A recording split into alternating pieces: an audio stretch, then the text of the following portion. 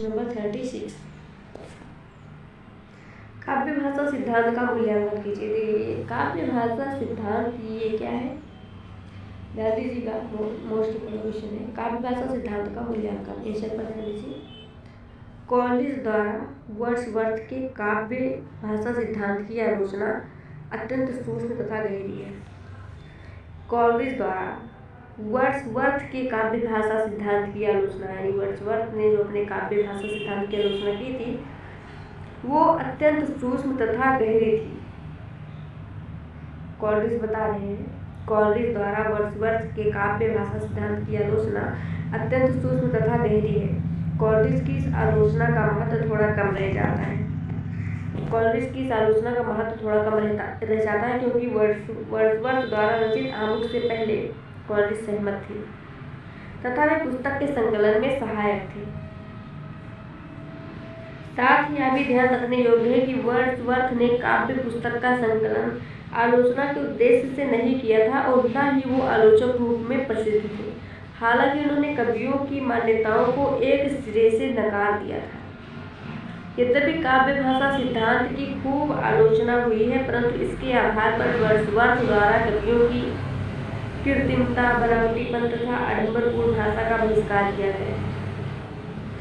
सिर्फ बहिष्कार ही नहीं, उनके द्वारा एक नवीन दृष्टि प्रस्तुत की गई तथा इसने काव्य रचना में जनसाधारण के भाव को सम्मिलित करने का सुझाव दिया।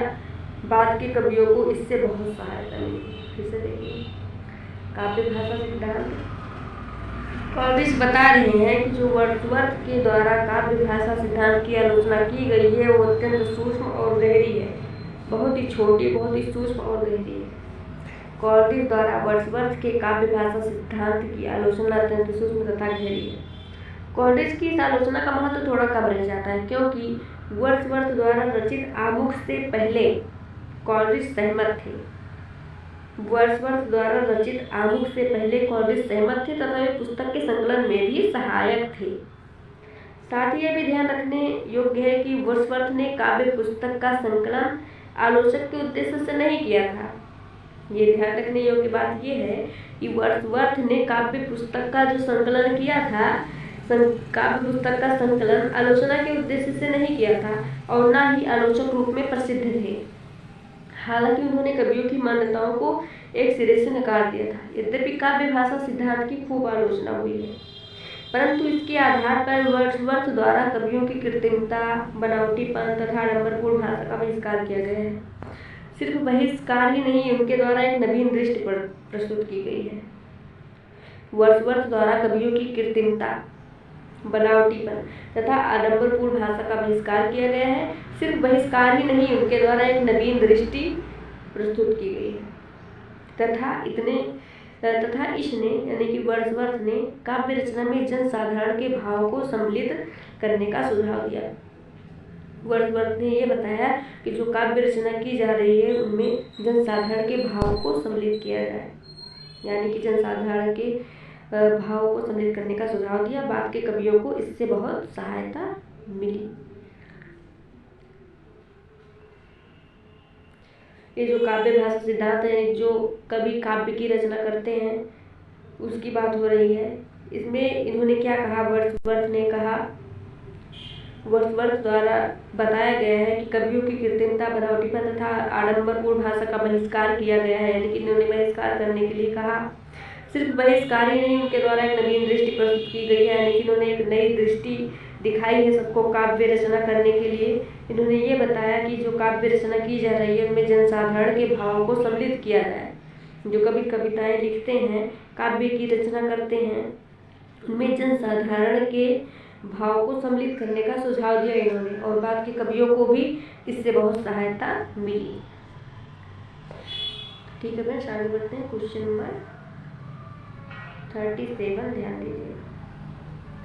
क्वेश्चन नंबर 37, विखंडनवाद की सीमाएं बताइए। ध्यान दीजिएगा, विखंडनवाद एक अत्यंत महत्वपूर्ण नवीनतम आलोचना पद्धति है। एक महत्वपूर्ण नवीनतम आलोचना पद्धति है, परंतु इसकी कुछ सीमाएं भी हैं। ये सीमाएं निम्नलिखित हैं। विखंडनवाद एक अत्यंत महत्वपूर्ण नवीनतम आलोचना पद्धति है, परंतु इसकी कुछ सीमाएं भी हैं। ये सीमाएं निम्नलिखित हैं। देखिएगा, पहला है अति अनिश्चयवाद या अर्थ। दूसरा है संकेतित अर्थों के यथार्थ का लोप। तीसरा है इतिहास के साथ इतिहास का बोध भी बिखरना।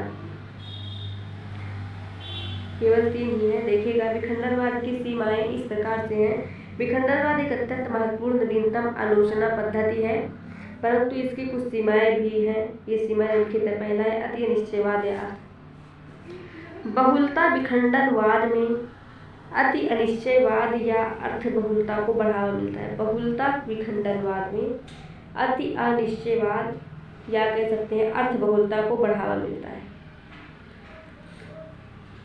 कभी इसके माध्यम से फिजूल के अर्थ भी उजागर हो जाते हैं। इस अर्थ में बहुलता पर M.H. अब्राम कहते हैं कि अनिश्चय की भूल भुलैया हमें किसी अटल शून्य गुहा में ढकेलने लगती है। दूसरा है संकेतित अर्थों के यथार्थ का लोप। विखंडनवाद में भाषा पाठ की संभावनाओं को अधिक महत्व दिया जाता है। सांकेतिक अर्थों के यथार्थ का लोप, इसमें देखिएगा विखंडनवाद में भाषा पाठ की संभावनाओं को अधिक महत्व दिया जाता है एवं कहा जाता है कि इन्हीं के माध्यम से ही दमित अर्थों को विस्थापित किया जाता है। ये सामाजिक यथार्थ की उपेक्षा करते हुए कहता है कि इसी के कारण दमित अर्थ स्पष्ट नहीं हो पाते हैं, इसलिए सामाजिक यथार्थ की उपेक्षा कर भाषा पाठ की संभावनाओं पर अत्यधिक बल दिया जाता है, जो उचित नहीं है। तीसरा, इतिहास के साथ इतिहास बोध का भी विखंडन। देरिदा इतिहास को भी भाषा पाठ के रूप में प्रस्तुत करते हैं। देरिदा इतिहास को भी भाषा पाठ के रूप में प्रस्तुत करते हैं। इतिहास इतिहास बोध के समान जीवंत रूप में विद्यमान रहता है। इतिहास इतिहास बोध के समान जीवंत रूप में विद्यमान रहता है, परंतु वे उनका भी विखंडन कर देते हैं। इससे उसके विकास की संभावनाएं नष्ट हो जाती हैं। ये देरिदा तथा अन्य विखंडनवादियों पर मार्क्सवाद का प्रभाव पड़ने के कारण होता है। वे मार्क्सवाद को यूरोप का सिर मंडराता प्रेत बताते हैं तथा इसके प्रतिक्रिया स्वरूप इतिहास बोध का विखंडन करते हैं। इससे विखंडनवाद एक राजनीतिक भाषा पाठ के रूप में परिलक्षित होने लगता है, जो कि उचित नहीं है।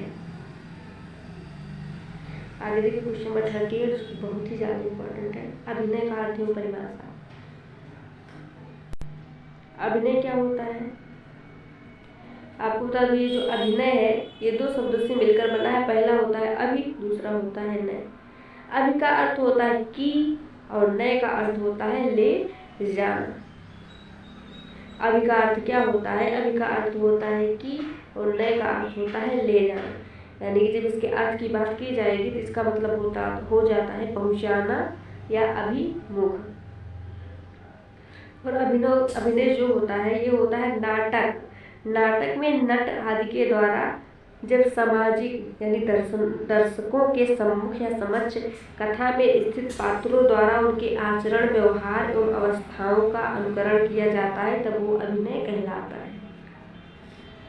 ठीक है, दर्शकों के सामने जो नाटक दिखाया जाता है, नाटक में जो दर्शकों के सामने उनके पात्रों द्वारा जो वहाँ पे नाटक करते हैं, पात्रों द्वारा उनके आचरण, व्यवहार, व्यवस्थाओं को जो दिखाया जाता है, उनका अनुकरण किया जाता है, तो उसे अभिनय कहा जाता है।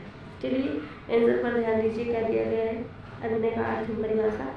आचार्य भरत मुनि नाट्य शास्त्र में अभिनय शब्द की निरुक्ति करते हुए कहते हैं।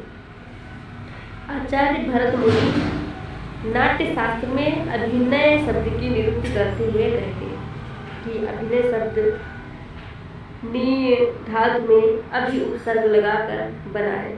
नी धातु में अभि उपसर्ग लगाकर बना है, जिसमें अभि का अर्थ है कि तथा नय का अर्थ है ले जाना, जिसका अर्थ हुआ पहुंचाना या अभिमुख। अर्थात नाटक में नट आदि द्वारा जब सामाजिक यानी दर्शकों के सम्मुख या सामने या समक्ष कथा में स्थित पात्रों द्वारा उनके आचरण, व्यवहार एवं अवस्थाओं का अनुकरण किया जाता है, तब वो अभिनय कहलाता है। यथा अभिपूर्वस्तु ऋञ धातुरादि मुख्यार्थ निर्णय यस्मात् पदार्थान् नयति तस्मादभिनयः स्मृतः। नाट्यशास्त्र 8/6 देखिएगा। किसी अभिनेता या अभिनेत्री के द्वारा किया जाने वाला वह कार्य जिसके द्वारा वे किसी पात्र के माध्यम से किसी कथा को दर्शाते हैं, अभिनय कहलाता है। यही बात मैंने आपको समझाने का प्रयास किया था। यहाँ पे आप समझिएगा, किसी अभिनेता या अभिनेत्री के द्वारा किया जाने वाला वह कार्य जिसके द्वारा वे किसी पात्र के माध्यम से किसी कथा को दर्शाते हैं उसे अभिनय कहा जाता है, अभिनय कहलाता है। अभिनय का मुख्य उद्देश्य किसी पद या शब्द के भाव को मुख्य अर्थ तक पहुंचाना है, अर्थात दर्शकों या समाज के हृदय को भाव या अर्थ से अभिभूत कराना। अभिनय के विविध प्रकार होने के कारण इसके अंग एवं उपांगों का भी वर्णन प्राप्त होता है। आचार्य मल्लिनाथ ने केवल अनुकरण नकल को अभिनय न मानकर रस भाव की व्यंजना करने वाली चेष्टाओं को अभिनय कहा है। अभिनयो रस भावादि व्यंजक चेष्टा विशेषा आंगिक भोनम यस्य वायु सर्वांगम्यम आहार्य चंद्र तारादितम नुमः सात्विकम शिवम। इसका अर्थ हुआ, अर्थात संपूर्ण जगत जिसका अंग संचालन हो, संपूर्ण जगत जिसका अंग संचालन हो, समग्र वांग्मय जिसका संवाद हो, चंद्र ताराओं से जो विभूषित हो, ऐसे सात्विक शिव की वंदना में नाट्य अभिनय प्रस्तुत है। ठीक है, आगे देखिए क्वेश्चन नंबर 39।